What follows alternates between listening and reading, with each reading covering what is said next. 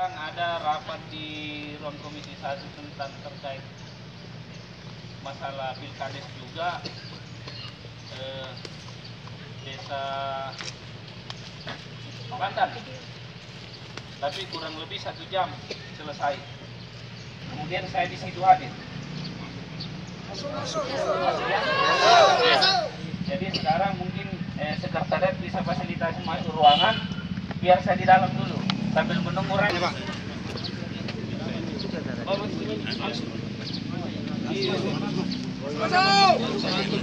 Perwakilan saja, perwakilan saja. Kita lewat samping situ nih.